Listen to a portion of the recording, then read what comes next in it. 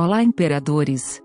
Em 2021 o céu nos presenteou com 4 espetáculos astronômicos: superlua, lua de sangue, anel de fogo e lua de morango. Confira agora como acontece esses 4 fenômenos.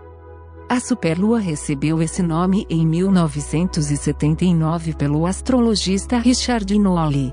O fenômeno acontece quando a lua cheia ou nova se aproxima da Terra durante a sua órbita, ficando numa distância de 363.500 km. Esse movimento chama-se perigeu. A Lua parece estar 30% mais próxima da Terra e 15% mais brilhante. Quando é o contrário, ou seja, quando a Lua se encontra longe da Terra, o movimento é chamado de apogeu. No apogeu, a Lua fica a 405.500 km de distância da Terra. Apesar de sempre haver perigeu e apogeu, a superlua é um fenômeno imprevisível. Isso porque o eclipse depende das fases da Lua e de outros satélites.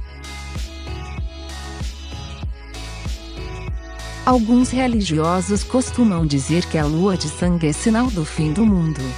Isso porque há uma passagem na Bíblia que diz: o sol se converterá em trevas, e a lua, em sangue, antes que venha o grande e terrível dia do Senhor. Joel capítulo 2 versículo 31. A verdade é que o fenômeno é apenas um eclipse que não tem nada a ver com tragédias.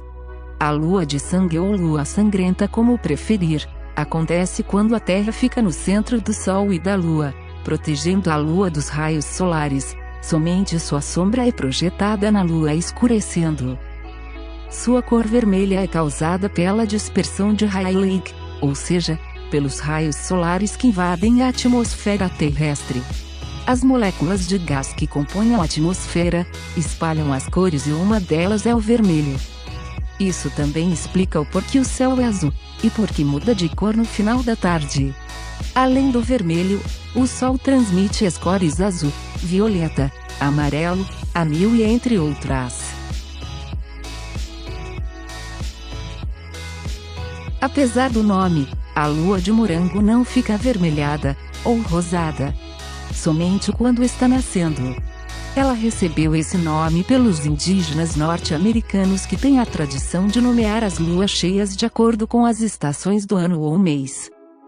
A lua de neve representa a chegada do inverno, lua rosa, a chegada da primavera, lua da colheita é a chegada do outono, lua das flores, é a primeira lua de maio.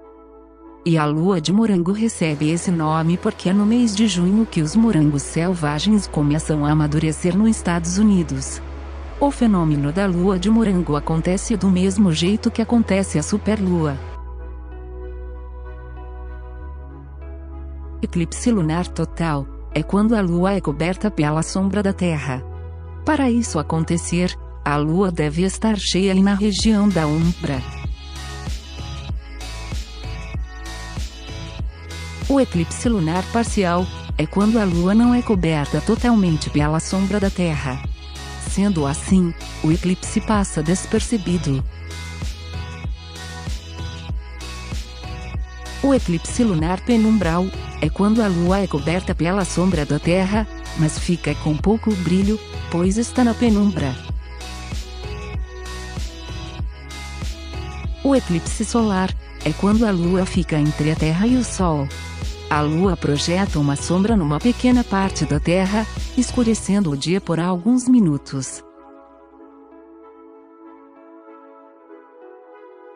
O eclipse solar parcial é quando a lua só esconde uma parte da luz solar. O eclipse solar híbrida é quando o eclipse é visto de uma forma diferente em cada parte da Terra, podendo ser eclipse total em uma região e anelar em outra. O eclipse solar anelar é quando a lua não esconde o sol o suficiente, formando então anel de fogo. Obrigada por assistir. Deixe seu like, comente e compartilhe.